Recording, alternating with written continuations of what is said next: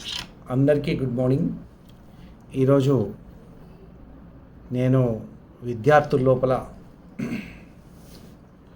క్రమశిక్షణ ఏ విధంగా పెంచుకోవాలనే అంశంపై ఒక వీడియో తయారు చేస్తున్నాను. ముఖ్యంగా విద్యార్థుల్లో క్రమశిక్షణ అనేది పెరగాలంటే తల్లిదండ్రులు, టీచర్స్ మరియు సమాజం, ఎన్విరాన్మెంట్, ఈ మూడు విధాల పద్ధతుల్లో మనము విద్యార్థుల క్రమశిక్షణ మనం మెరుగుపడవచ్చు. ముఖ్యంగా విద్యార్థులు ఈరోజు క్రమశిక్షణ రహితంగా ఉంటే మరి సమాజంలో, పాఠశాలలో, ఇంట్లో, అంతేకాకుండా దేశానికి కూడా చాలా ముప్పు తయారవుతుంది. ముఖ్యంగా మరి తల్లిదండ్రులు తమ పిల్లల పట్ల క్రమశిక్షణ పట్ల చాలా శ్రద్ధ వహించవలసి ఉంటుంది. మనం పిల్లల్ని కనడమే కాకుండా వాళ్ళను ఒక మంచి మార్గంలో పెంచడం కూడా ఒక మంచి ఆర్ట్గా, మంచి బాధ్యతగా ఉంటుంది.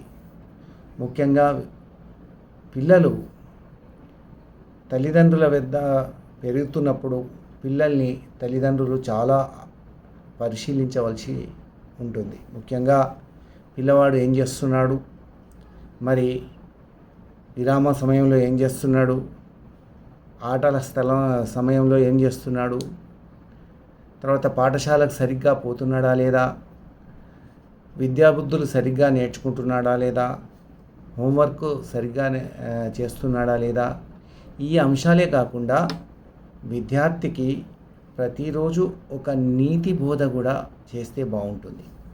ముఖ్యంగా మనం అనుకుంటాం మనం సత్యంనే మాట్లాడాలి అనే అంశం తీసుకుంటే, సత్యంనే మాట్లాడాలనే అంశాన్ని విద్యార్థుల లోపల ఎట్లా చొచ్చించాలి? హరిశ్చంద్రుని కథ చెప్పాలి.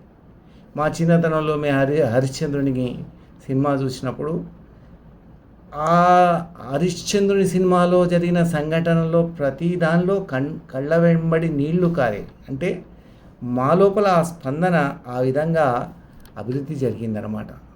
అప్పటి నుంచి సత్యం మాట్లాడాలనే భావన మాలో, మా తరం వాళ్ళ లోపల చాలా అది ఎఫెక్టివ్గా నాటుకుంది. అదేవిధంగా ఇంకా వేరే నీతి కథలు, ఇతరుల సొమ్మును మనం దొంగిలించవద్దు, ఇతరుల వస్తువులను మనం ముట్టుకోవద్దు, ఇట్లాంటివి ఒక ఉదాహరణలతో విద్యార్థులకు చెబుతూ మనం ప్రతిరోజు వాళ్ళని పెంచుతూ విద్యాబుద్ధులు నేర్పించుకుంటూ మరి సరైన టైంకు లేపటం, కాలకృత్యాలు చేయించడం, పాఠశాలకు సరైన టైంకు పంపించటం, తర్వాత వచ్చిన తర్వాత మరి కొద్దిసేపు ఆ క్రీడల్లో వాళ్ళను ఉండేటట్లు చూడటం, తర్వాత సాయంత్రం కూడా కొద్దిసేపు చదువుకునేటట్లు చేయటం, మరి సరైన టైం లోపల నిద్రపోయేటట్లు చేయటం, సమీకృత ఆహారాలను వాళ్ళకు ఇచ్చేటట్లుగా మనం చూడటం, ఇవన్నీ తల్లిదండ్రుల బాధ్యత. అంతేకాదు, తల్లిదండ్రులదే కాదు, విద్యార్థుల సర్వతోముఖాభివృద్ధికి, విద్యార్థుల క్రమశిక్షణకు ఉపాధ్యాయుల పాత్ర కూడా చాలా ఉంటుంది. ఉపాధ్యాయులు తరగతి గదిలో 4 గోడల మధ్య భారత దేశానికి కావలసిన ఒక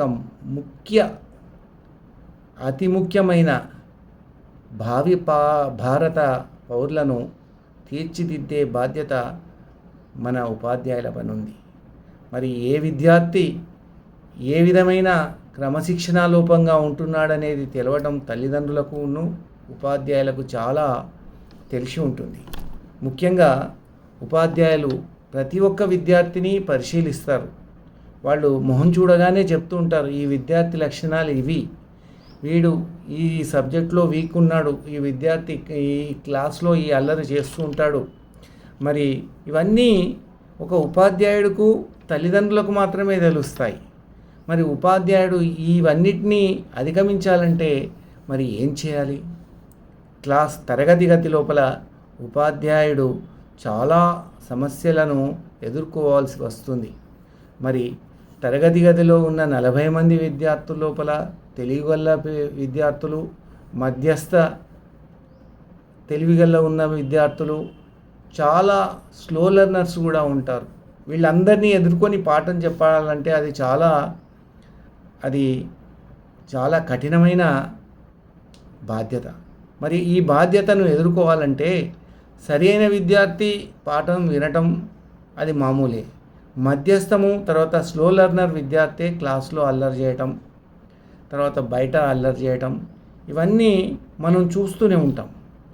మరి ఈ మధ్యస్థము, తర్వాత స్థాయి తక్కువగా ఉన్న విద్యార్థులను ఏ విధంగా క్రమశిక్షణలో తీసుకురావటం, మన పాఠంలో నిమగ్నత చేయటం అనేది ఒక చాలా గొప్పనైన విషయం.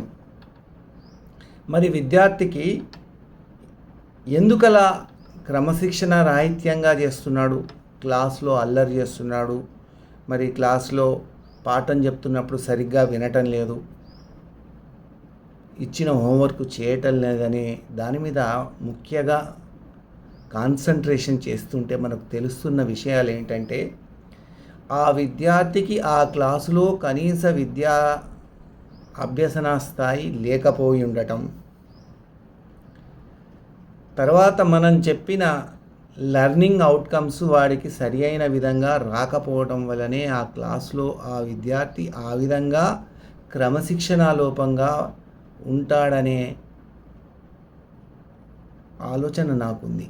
ముఖ్యంగా ఒక విద్యార్థి ఒక ఉపాధ్యాయుడు పాఠం చెప్తుంటే అల్లరి చేస్తున్నాడు, సరిగ్గా క్రమశిక్షణ